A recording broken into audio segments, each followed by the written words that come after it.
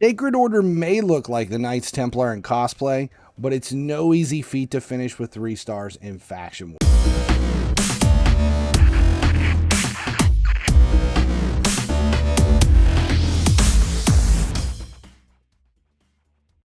Finally Sleeps here with another video in the Faction Wars series. This is what you're working toward by battling all of the factions in Faction Wars. To get Lydia, though, you'll need 3 stars in all 21 levels of all factions. Tonight, we're going to look at what it takes to finish off Sacred Order. First, though, make sure you subscribe here at YouTube. Turn on notifications so you never miss when a video goes live. It's simple and it's free, but it does make a big difference here on the channel. Sacred Order, the whole faction, but specifically level 21, features the blue boss, who brings heavy damage by way of 2 minions.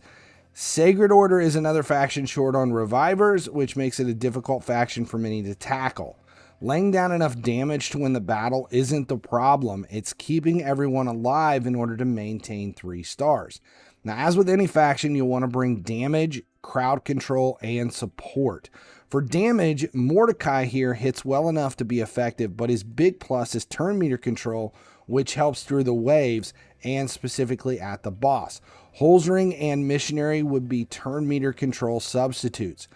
Cupidus is a legendary that just brings raw nuking power to this faction. There are several options for Cupidus as far as damage dealers go, though, so don't get hung up on him being a legendary. Even the rare Purgatory hits hard as hell when he's built properly.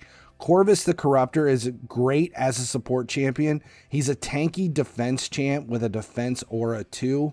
There are other support champs that can bring more to the team and are easier to come by. So again, don't worry if you don't have him. Adriel, Frostbringer, or even the rare Castigator are viable substitutes. Deacon Armstrong is a must-have for this faction though. He brings decreased defense, turn meter control, damage, and an A1 leech. He'll need to be loaded with accuracy, speed, and resist to be most effective here. Mistress of Hymns is an awful champion everywhere in the game. Let that sink in. The only thing she does bring to Faction Wars is revive. She's easily replaced, but for me, because my options were limited with this faction, I decided to keep her in. Better revivers would be Godseeker, Aniri, and Cardinal. Now, waves are fairly easy if you can keep slowing them down, laying down debuffs, and just picking away at them. Remember, there's a lot to take into consideration with all of these faction wars. It's 5 champs to every battle. Your damage dealer, you're going to want crit rate to be at least 100, crit damage to be 200 or higher. You're going to want to put them in lifesteal just because they're laying down a lot of damage, and that's what's going to keep them alive. Now, for support, healers, revivers, whoever you have there that's trying to keep everybody in, you're probably going to want to put them in some kind of a shield set, both for themselves and for the entire team. Bolster or just a shield set is going to help. Now, your crowd control ones, the guys that have AoE debuff like stun, sleep, decrease speed, weaken, or decrease defense, probably going to want to either put them in lifesteal or regen or maybe immortal just to keep them in the fight on their own. Because they're laying down on the debuffs too, accuracy and perception would probably be go-to for them to bump their accuracy up and maybe boost their speed as well. All right, once you get to the final boss, things get tougher. The blue boss has 2 minions who are all about damage. The first has an AoE attack without debuffs that just lays down heavy hitting shots.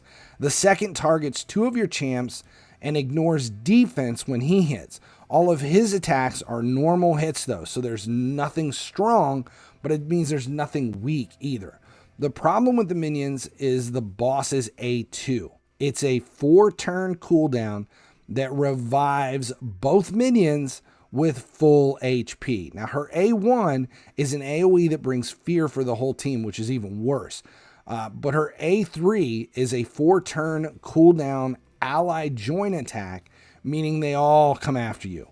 The rub here is if they're dead, it places a block damage on the boss instead, so it's a double-edged sword. You're going to want high resist due to the boss's A1 AoE fear debuff, but you also want speed and shields to deal with all the damage from the boss and the minions. Another strategy here is to slow the minions down rather than killing them, which keeps the boss from reviving them with full HP and or getting a block damage debuff if it tries to send them in on an ally attack but finds them dead in the process. Crowd controlled debuffs make a big difference. For me, I targeted the boss on full auto and then just let the AoE debuffs slow the minions down. Mordecai and Deacon both make a huge difference. Basically, that's Sacred Order. Plenty of ways to tackle it as long as you focus on turn meter control, resist, and defense. If you have other factions you're struggling with, check out the whole Faction War series here on the channel. All of the links for the full series are below in the video description. If this information helped you out along the way in your run toward Lydia, please consider subscribing here on YouTube. It's a tiny gesture that goes a long way toward the growth of the channel. I'm Finally He Sleeps. Thanks for hanging out, and as always, as long as you keep watching, I'll keep making videos.